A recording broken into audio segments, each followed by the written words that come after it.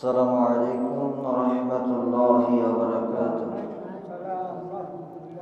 الحمد لله نحمده ونستعينه ونستغفره ونعوذ بالله من شرور أنفسنا ومن سيئات أعمالنا. من يهده الله فلا مضل له ومن يضلله فلا هادي له. ونشهد أن لا إله إلا الله ونشهد أن سيدنا ونبينا وشفيعنا وحبيبنا وحبيب طبيبنا ومولانا محمدا عبده ورسوله الذي أرسله بالحق بشيرا ونذيرا وداعيا إلى الله بإذنه وسراجا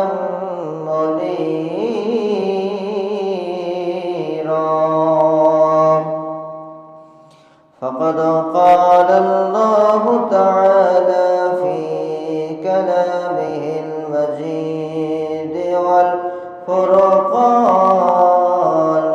الحميد: أعوذ بالله من الشيطان الرجيم. بسم الله الرحمن الرحيم. إنا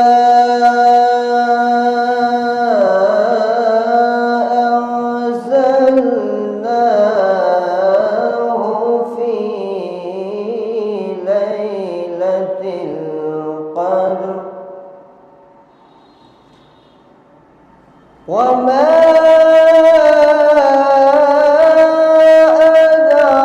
أدراك ما ليلة القدر.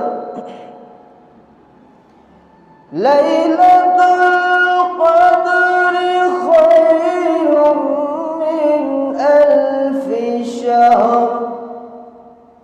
تنزل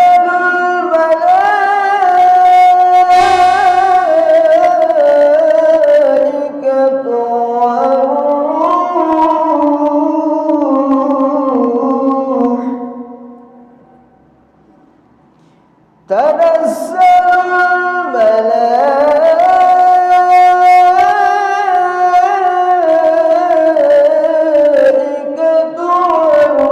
والروح فيها بإذن ربهم من كل أمر.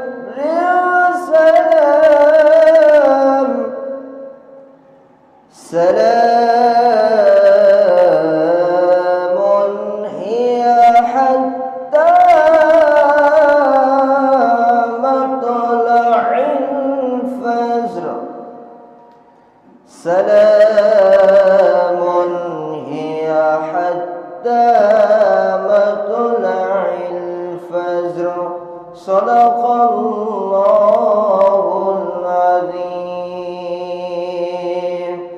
فقد قال الله تعالى في شان حبيبه ومحبوبه وخبرا وآمرا: إن الله وملائكته يصلون على النبي يا أيها الذين آمنوا صلوا عليه وسلموا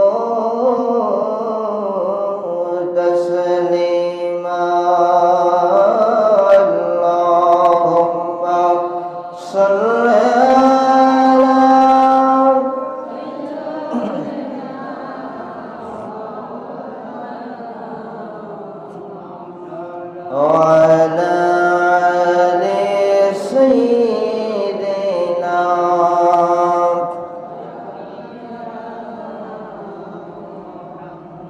مشرق حب محمد صلى الله عليه وسلم مطلع ديوانما مطلع خورشید شقش سینه سوجنما اللهم صل على سيدنا وعلى آل سيدنا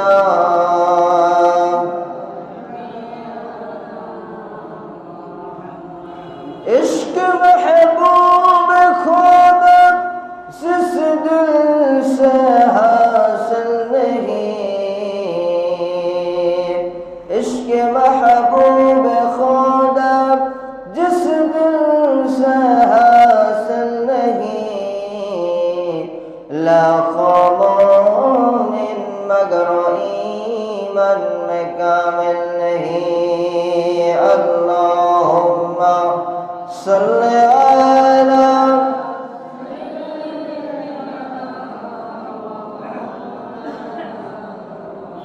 وعلى آل سيدنا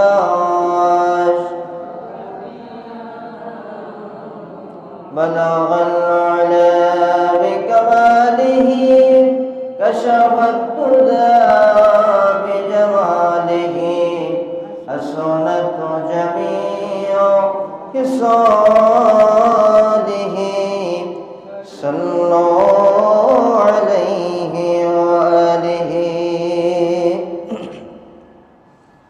আল্লাহ পাকের দরবারে কালিমাতুশ শুকর আদায় করছি যে মহান রব্বুল আলামিন আল্লাহ তাবারক ওয়া তাআলা আজকের মাহে রমাদানুল মুবারকের তৃতীয় জুমার দিন আল্লাহ রব্বুল আলামিন এই বৃষ্টি মুখরিত দিনে আমাদেরকে দুনিয়ার সমস্ত কর্মব্যস্ততা থেকে মুক্ত হয়ে ঝামেলা থেকে মুক্ত হয়ে পূর্ণ পবিত্রতা অর্জন করব।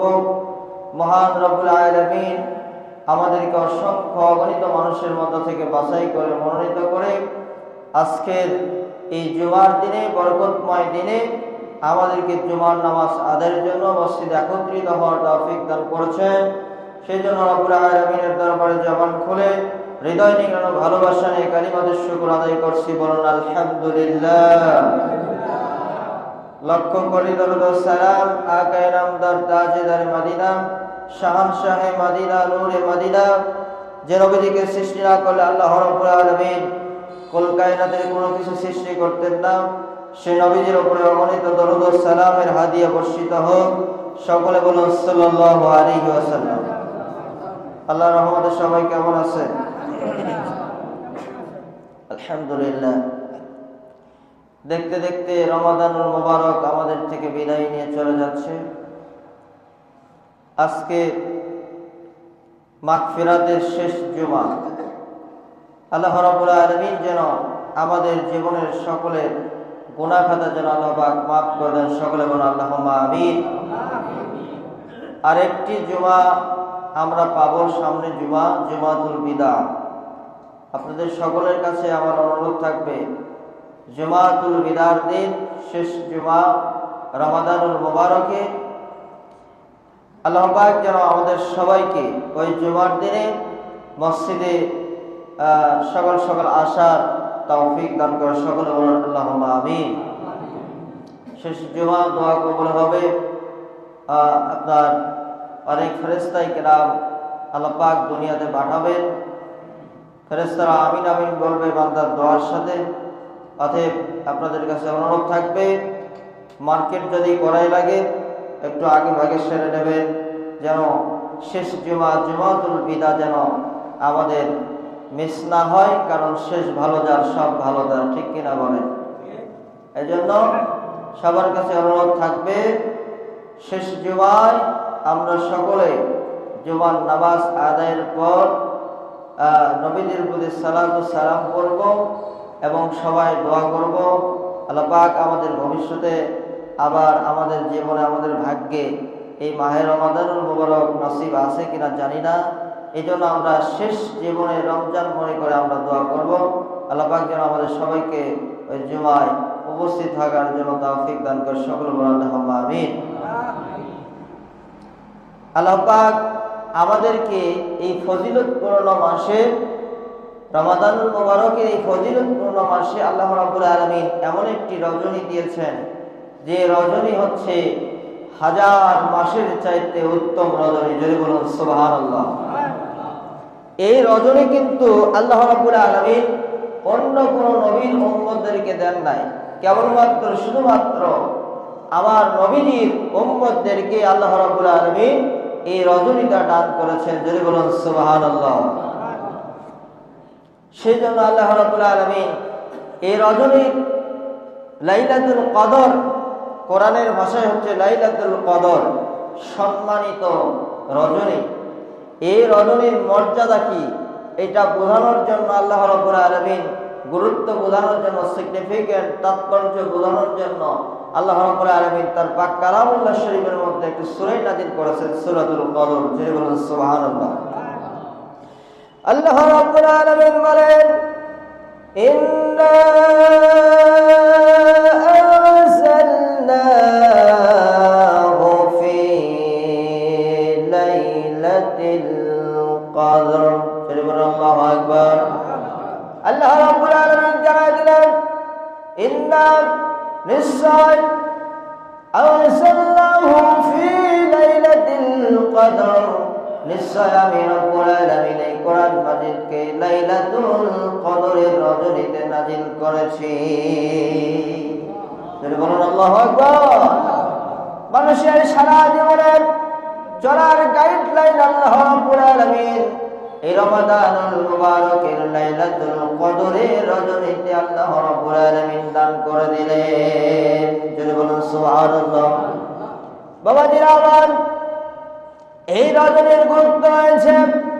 বনি ইসরাইলের একজন আবেদ বান্দা 1000 বছর পর্যন্ত সে রব্বুল আলামিনের দরবারে রব্বুল আলামিনের পথে জিহাদ করেছে শত্রুদের বিরুদ্ধে। ওই ব্যক্তি কি করতেন? দিনের বেলায় রোজা রাখতেন, সারা রাত ধরে উনি ইবাদত করতেন, আর রোজা রেখে দিনের বেলায় উনি ইসলামের শত্রুদের বিরুদ্ধে উনি জিহাদ করতেন। আল্লাহু আকবার বলেন। এইভাবে তারা 1000 বছর কেটে গেছে।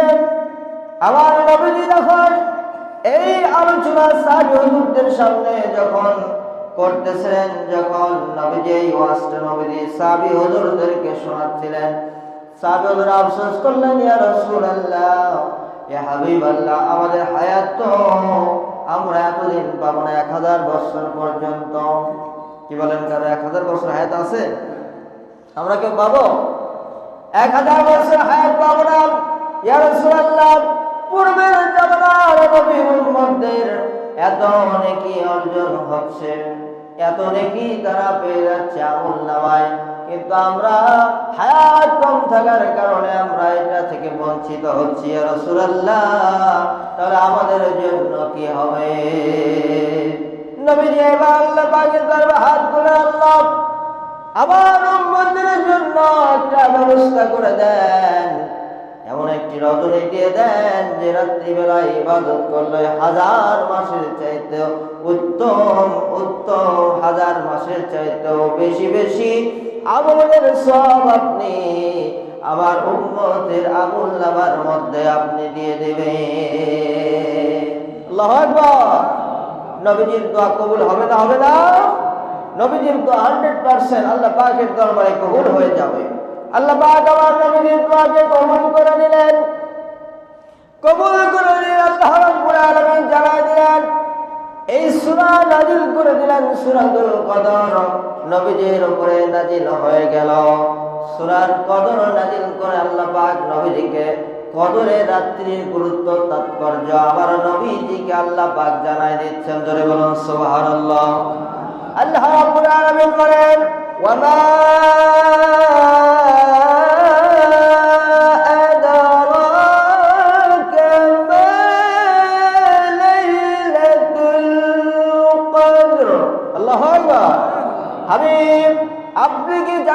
লাইলাতুল কদর কি? লাইলাতুল কদর সম্পর্কে আপনার কি কিছু জানা আছে? আল্লাহ পাক নিজেই প্রশ্ন করলেন, আবার নিজেই উত্তর দিচ্ছেন। জয় বলুন সুবহানাল্লাহ। নিজেই প্রশ্ন করেন, নিজেই যখন উত্তর দেন, রব্বুল আলামিন বুঝতে হবে ওই রাত্রির গুরুত্ব কত বেশি। আল্লাহু আকবার। আল্লাহ পাক এর উত্তর দিচ্ছেন, লাইলাতুল কদরি খায়রুম মিন আলফি শাহর। আল্লাহু আকবার। হাবিব, লাইলাতুল কদর হলো সেই রজনী, যে রজনী হলো 1000 মাসের চাইতেও শ্রেষ্ঠ রজনী। যদি বলুন আল্লাহু আকবার। 1000 মাসের চাইতেও শ্রেষ্ঠ রজনী। ওই রাত্রিবেলায় যদি কেউ ইবাদত করে, তার ইবাদত যদি কবুল হয়ে যায়, তার আমল নামে আল্লাহ পাক 1000 মাসের চাইতেও বেশি মাস ইবাদত করার মতো সওয়াব নেকি তার আমল নামায় দান করে দেবেন। যদি বলুন সুবহানাল্লাহ। এখন আমাদের হায়াত যত বেশি না, তাহলে কিয়ামতের ময়দানে এই আমল যদি কবুল হয়ে যায় দুনিয়ায়, কিয়ামতের ময়দানে তার জন্য নাজাতের জন্য যথেষ্ট হয়ে যাবে। যদি বলুন সুবহানাল্লাহ। এবং লাইলাতুল কদর খুঁজতে হবে। কি বলুন, খুঁজতে হবে না? নবীজি লাইলাতুল কদরের রাত জানানোর জন্য নবীজি বের হলেন। বুখারী শরীফের হাদিসের মধ্যে হযরতে উবাদা বিন সামিত রাদিয়াল্লাহু তাআলা থেকে বর্ণিত, লাইলাতুল কদরের রাত কবে নবীজি এটা জানানোর জন্য বের হলেন। কিন্তু দেখতে পেলেন মসজিদের মধ্যে 2 জন ব্যক্তি ঝগড়া করতেছে। নবীজি জানানোর জন্য বের হলেন, কিন্তু ওই অবস্থায় তখন নবীজির অন্তর থেকে লাইলাতুল কদর কয় তারিখে হবে এই জ্ঞানটা আল্লাহ পাক উঠায় নিলেন। তাছাড়া নবীজি জানাই দিতেন কয় তারিখে কোন দিনে লাইলাতুল কদর হবে। জোরে বলুন সুবহানাল্লাহ। আর একটা উদ্দেশ্য গোপন রাখার কেন উদ্দেশ্য? যেন বান্দা খোঁজ করে কোন রাত্রে লাইলাতুল কদর হবে। জোরে বলুন সুবহানাল্লাহ। যেন বান্দা খোঁজে। কত থেকে খুঁজবে? এই যে আজকে মনে করেন 20 তারিখ রজনী, আজ থেকে কি করবে বান্দা শেষের এই 10 দিন লাইলাতুল কদর খুঁজতে থাকবে। বিশেষ করে আম্মাজান মায়েশা থেকে একটা হাদিস এসেছে, আন আয়েশা রাদিয়াল্লাহু আনহা أن رسول الله صلى الله عليه وسلم قال تحروا ليلة القدر في البدر من الأشهر الأواخر من رمضان। الله أكبر। আবার নবীজি বলেন, তোমরা লাইলাতুল কদরকে তালাশ করো রমজান মাসের শেষ 10 দিন বেজোর রাত্রিগুলোতে তোমরা লাইলাতুল কদর তালাশ করো। অতএব 21 তারিখ, 23 তারিখ, 25 তারিখ, 27 তারিখ আর 29 তারিখ এই রাতগুলোতে আমাদের জেগে জেগে লাইলাতুল কদর তালাশ করতে হবে। জয় বলুন আল্লাহুম্মা আমিন। আল্লাহ পাক যেন আমাদের সবাইকে লাইলাতুল কদর নসিব করে দেয়। কারণ হলো হযরত জাহরা বিন মামাদ রাদিয়াল্লাহু তাআলা থেকে বর্ণিত, উনি বলেন, আমি শত্রুর ভূখণ্ডের মধ্যে ছিলাম, রাতের বেলায় হঠাৎ করে আমার ইহতিলাম হয়ে যায়। মানে ওনার শরীরটা রাতের বেলায় হঠাৎ করে নাপাক হয়ে যায়। উনি গোসল করার জন্য সাগরের পাড়ে চলে গেলেন।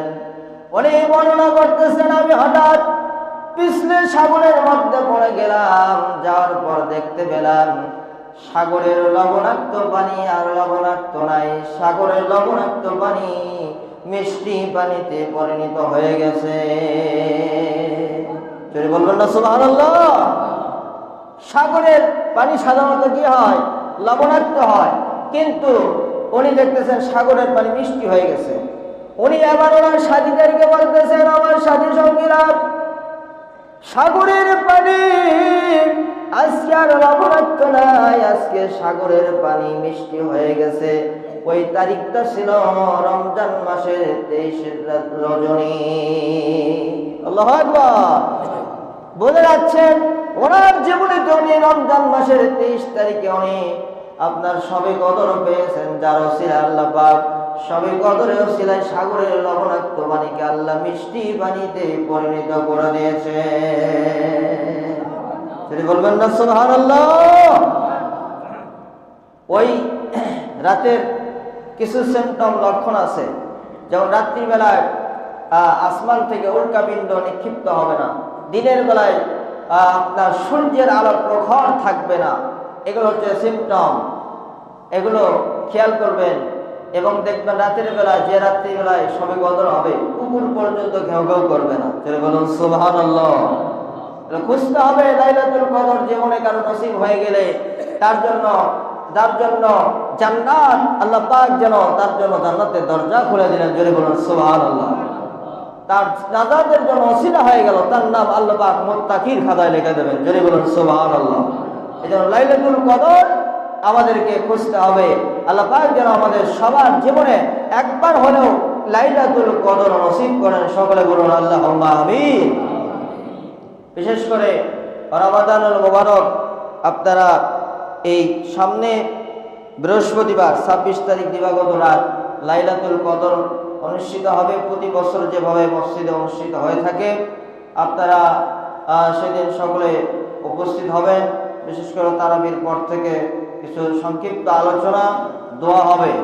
ওই দিনে হাদিস শরীফের মধ্যে এসেছে, আর আবি হুরায়রা রাদিয়াল্লাহু আনহু আনিন নবী সাল্লাল্লাহু আলাইহি ওয়াসাল্লাম, হযরত আবু হুরায়রা রাদিয়াল্লাহু তাআলা থেকে বর্ণিত, আমার নবীজি বলেন, মান ক্বামা লাইলাতুল কদরি ঈমানান ওয়া ইহতিসাবান গুফিরা লাহু মা তাকদ্দামা মিন যামবিহি।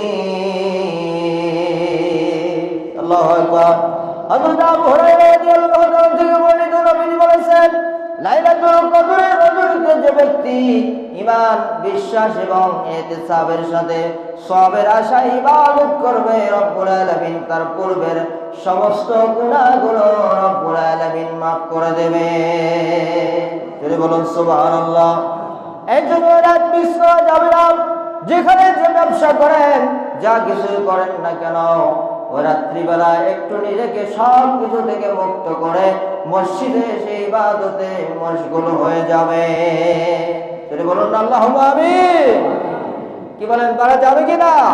আল্লাহর কাছে একটু চান যেন আল্লাহ পাক ওই দিনে, ওই রাত্রে যেন আমাদেরকে ইবাদত করার তৌফিক দান করে। সকলে বলুন আল্লাহুম্মা আমিন। বিশেষ করে রমজানুল মুবারকে দান সদকা করবেন। আমরা তো অনেক ঈদ করি, আমাদের যাদের টাকা পয়সা আছে, গরিব দুঃখী, তাদেরও ঈদ করার আশা আছে। কি বলেন, আশা আছে না নাই? যদি বলেন আছে না নাই? আছে। তাহলে একটু ফিলিস্তিনের দিকে খেয়াল করে একটু গরিব দুঃখীকে দান করবেন। আমরা তো আর ফিলিস্তিনে যে দিতে পারছি না। কি বলেন, ঠিক কিনা? আজকে কি অবস্থা, সবার কাছে নেট খোলা আছে, সবাই খবর জানেন। তথেব এই মাসে যদি দান সদকা করেন, 70 গুণ দানের মর্যাদা আল্লাহ রাব্বুল আলামিন এই মাসে বাড়ায় দেবেন। যদি বলুন সুবহানাল্লাহ। এই মাসে নবীজি এত দান সদকা করতেন।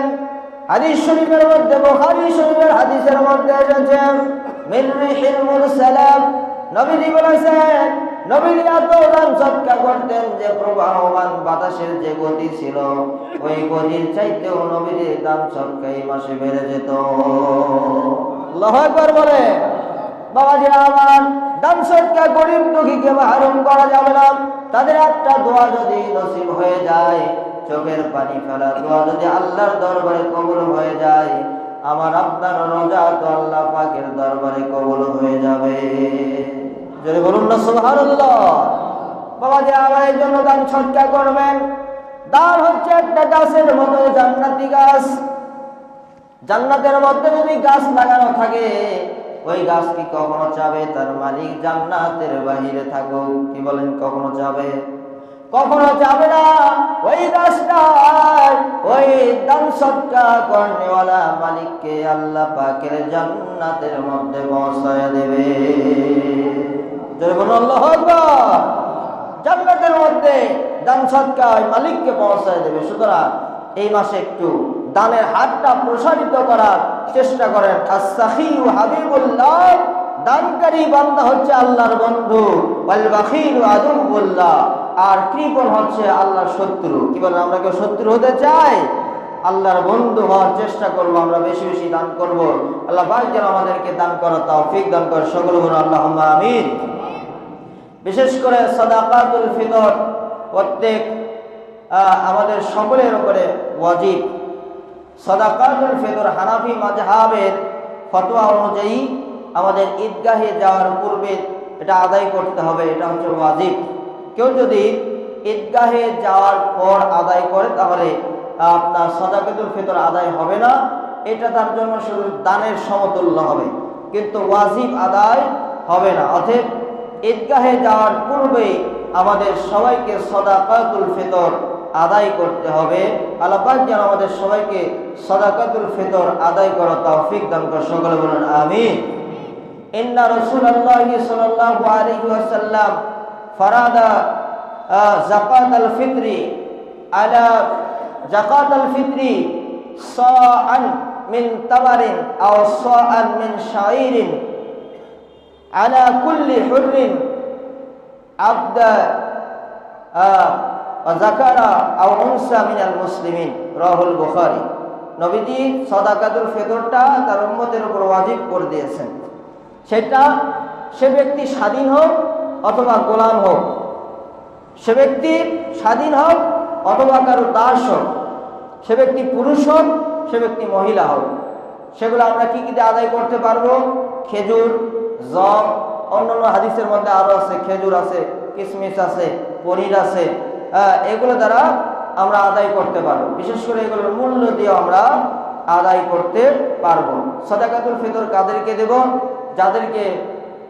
যারা বিশেষ করে জাকাত পাওয়ার জন্য, জাকাত পাওয়ার অগ্রাধিকার রাখে, তাদেরকে আমরা সাদাকাতুল ফিতর দিতে পারবো। তবে বাবা মা, দাদা দাদি, এদেরকে কখনো সাদাকাতুল ফিতর দেওয়া যাবে না। কারণ বাবা মা তো সাদাকাতুল ফিতর কেন, বাবা মা আপনার জীবনের সবচেয়ে বেশি জিনিসগুলো, উত্তম জিনিসগুলো পাওয়ার বাবা মা কি রাখে?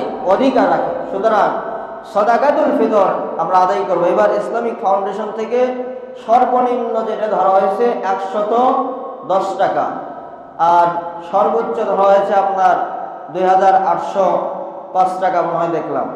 আমাদের সবাইকে যেন আল্লাহ পাক যেন সাদাকাতুল ফিতর যথাযথভাবে আদায় করা তৌফিক দান করে, সকলে বলুন আল্লাহুম্মা আমিন। এই সাদাকাতুল ফিতর দিয়ে কি হবে? আমাদের এই টাকা যেন আমরা দিচ্ছি, এটার উপকার কি, একটা বেনিফিট কি, এগুলো যদি না বুঝি আমরা, তাহলে তো আমাদের এটা আদায় করা হয়তো কষ্টকর হবে অনেক সময়। এটার উপকার হচ্ছে আমার আপনার রোজার মধ্যে যেগুলো ভুল ত্রুটি হয়ে যায়, কি বলেন, হয় কি না? হয়, ভুল ত্রুটি হয়। এগুলো অনেক সময় আল্লাহ পাক এইগুলোর মাধ্যমে আমাদের ভুল ত্রুটিগুলো মাফ করে একদম সহিভাবে, বিশুদ্ধভাবে আল্লাহ পাক আমাদের রোজাগুলোকে তার দরবারে কবুল করে নেবে। জোরে বলুন সুবহানাল্লাহ। আর কি হবে? গরিব দুঃখীর জন্য এটা তাদের জন্য একটা ওসিলা হবে, তাদের খাবার, তাদের ঈদের খরচ, তাদের আমাদের মতো আনন্দ করার একটা সৌভাগ্য তৌফিক হবে। জোরে বলুন সুবহানাল্লাহ। যেন আমরা যেন সবাই সাদাকাতুল ফিতর যথাযথভাবে দিতে পারি।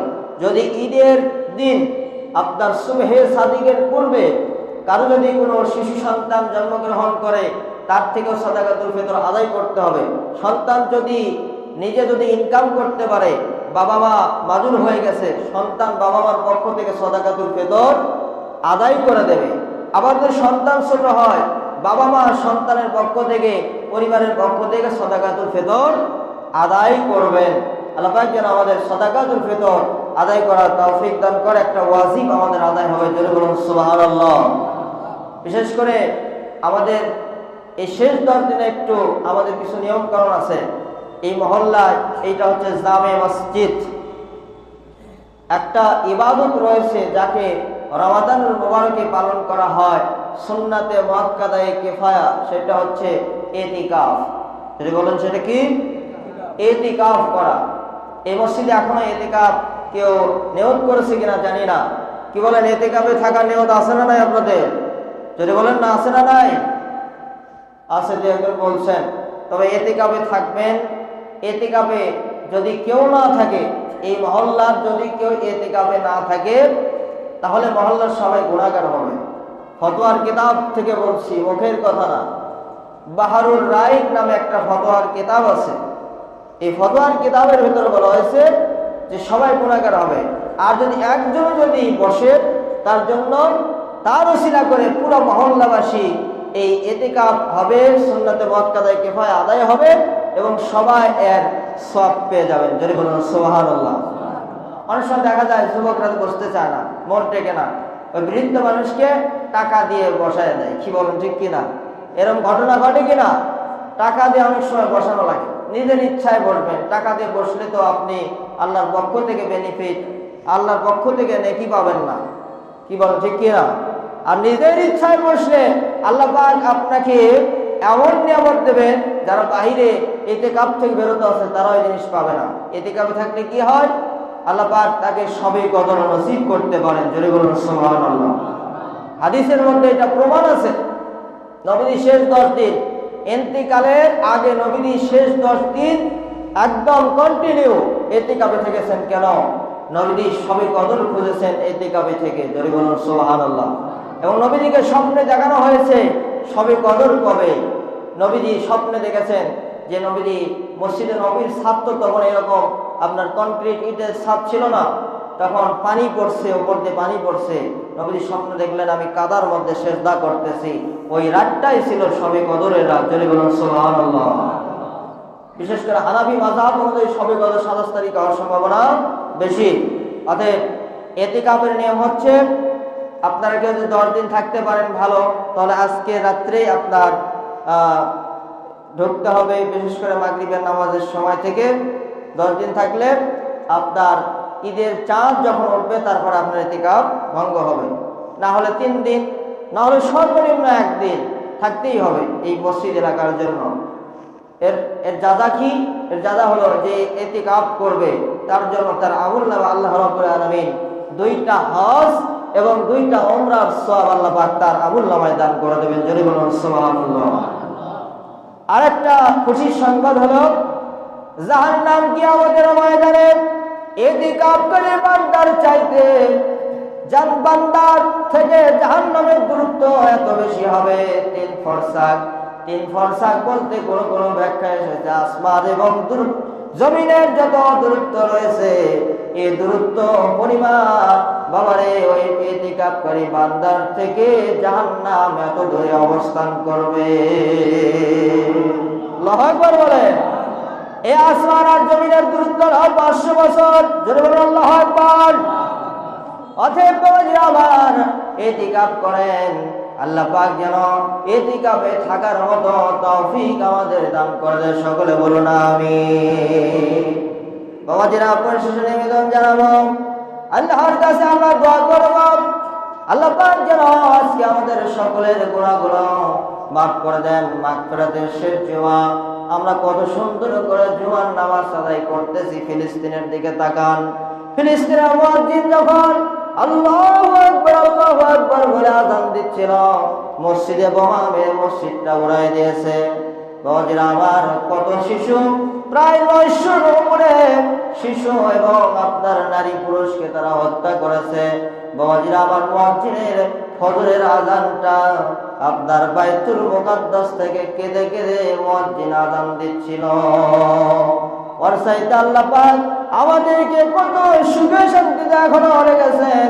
ফিলিস্তিনেরা যদি কিয়ামতের ময়দানে বলে আল্লাহ পৃথিবীতে আরো মুসলমান ছিল, তারা তো এই আযাব কষ্টের সম্মুখীন হয় নাই, সেই দিন কিন্তু আমি আপনি জবাব দিতে পারবো না।